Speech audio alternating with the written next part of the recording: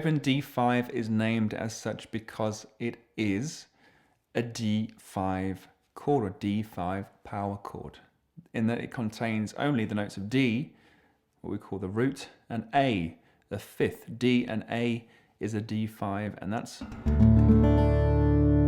all we've got. So what do we do? String 6, like with drop D, we're going to take it from the E down a whole step to D. So E goes down to D. String 5 will stay as it is, as will string number 4. So we have the drop D in the low string. So anything and everything that is in my drop D video, if you want to go and check that out, can apply here. String number 3, in open D, we would take that down a half step to the F sharp, the third above the D notes, but here we're going to raise it up one whole step to the note of A, an octave above string 5.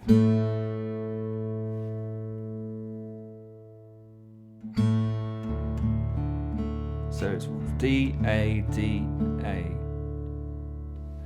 Then at string number 2, we are going to, you might think take that to A as well, but that's going to go up a minor third. It's going to go from B up to D. So that's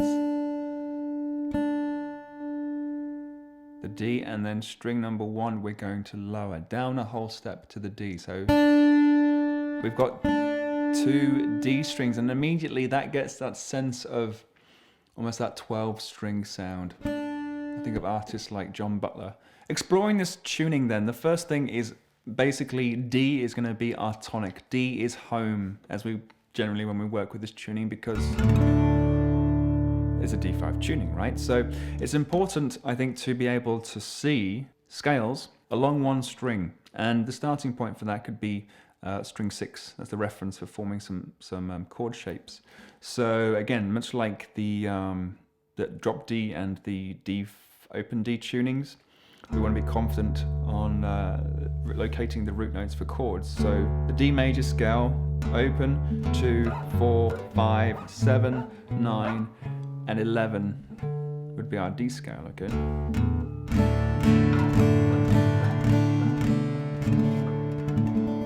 Now immediately in this tuning, just playing that bass note alone gives us something to work with. What is used commonly, I think, with this tuning is octave shapes to imply chords. So I'm going to play up the first octave that's between string 6 and 4 using fingers 2 and 3 as I do this. Now thinking chords in the keys, that'd be 1, 2, whole step to 3, half step to the 4, whole step to the 5, whole step 6,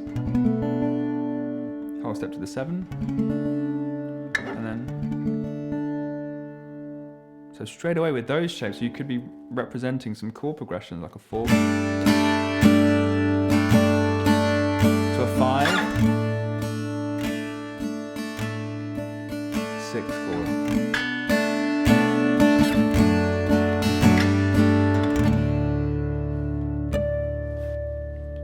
Sounds very cool, doesn't it? The octave shape also then exists between strings 5 and 3. If I'm up in the 5th fret, again using fingers 2 and 3, just my preference here, that's the D note. So there's 1, that's my tonic, the D, and I can move up and down this string pair.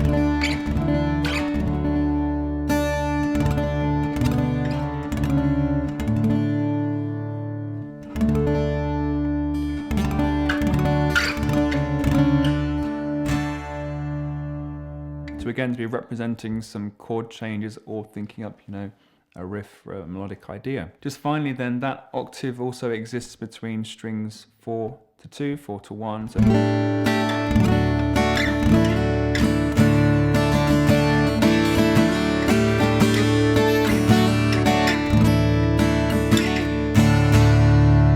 this tuning just sounds great strummed through. So that's exactly the same thing. 1, 2, 3, 4, 5.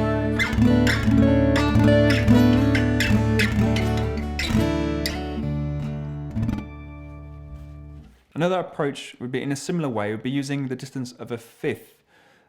We can have, if we take again the 6/4 octave but drop the note on string number 4 down to 3, and that's going to be a 5th, right? Because D to A, that's the 5th.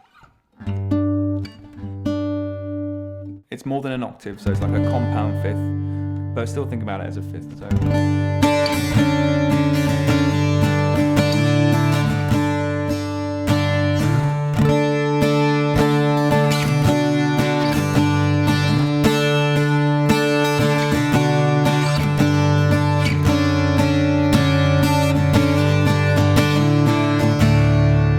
Again, that sounds great, doesn't it? Sounds super great. Another great thing to do is working through some scales upon the top two strings. That can be really cool to come up with some melodic ideas. I'm on string number 1 with the scale.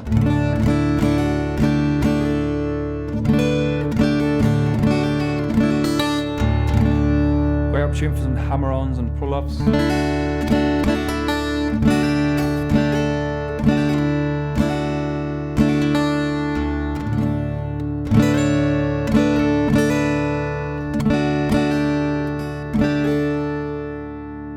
Mixolydian.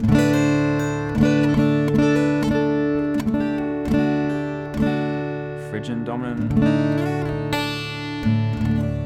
Again, that sounds really cool, and it reminds me of a song by Silverchair. I remember getting into this tune. They have a great tune called "Without You," one of my favorites of all time. And there's a great outro to the song. It goes a little something like this.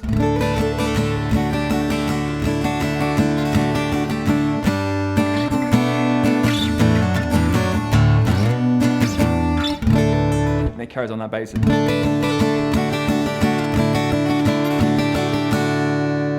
So it's using that the melodies on string number 1. Then we've got these octaves.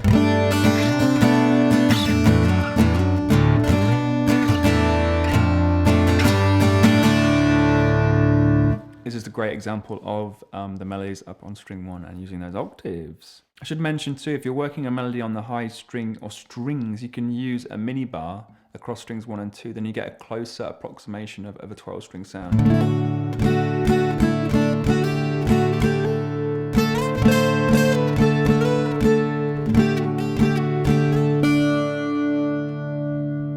This tuning for me though is this chord.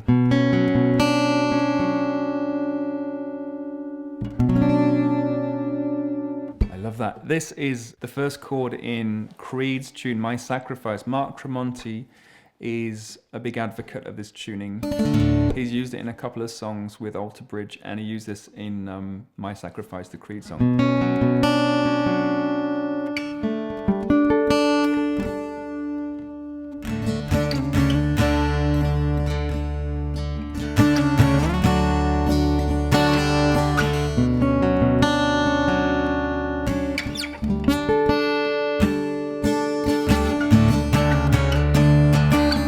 Etc, etc. Stop myself. An example of some chord shapes you can use with this tuning, which sound particularly lush. This,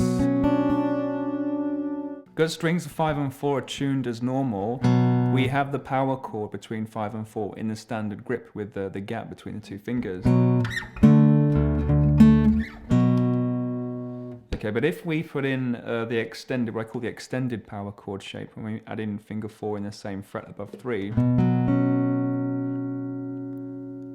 we get that. Now, if you think about what this note is, it is A, B, would be C sharp, right? So C sharp in relation to the B is a major second or a ninth, major ninth. So that, actually, what is a power chord in standard tuning would be a sus2 grip.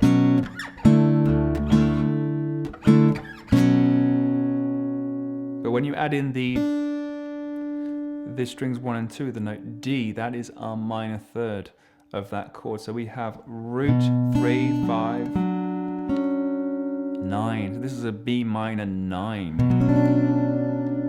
which sounds beautiful.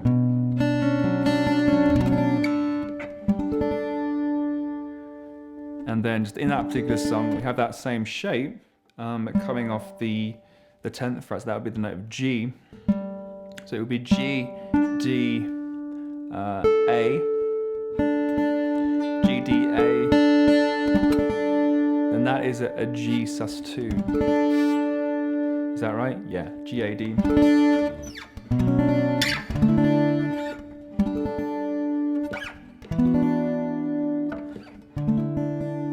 That chord shape moves around nicely, okay?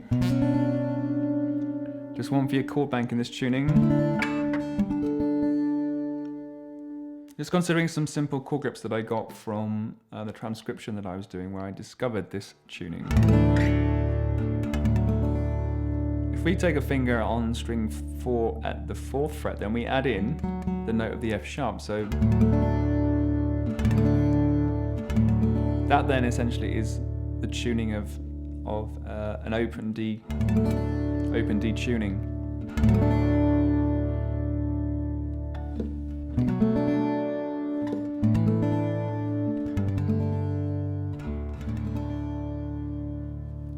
So we have the 1 chord, the 4 chord, the G, you can get by with just a note upon string 6 with the octave or not.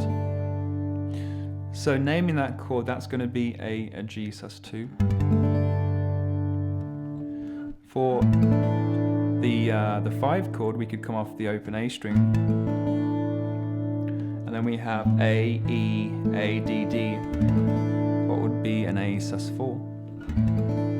And then we could use the power chord for what would be a B minor 7 with the A string, right? With the string 3 tuned to the A. So that would be your 6th chord in the key. The A sus4 is the 5, and then the G sus2. Am I saying that right? Yeah. G, D, A, D. G, A, D is a G sus2.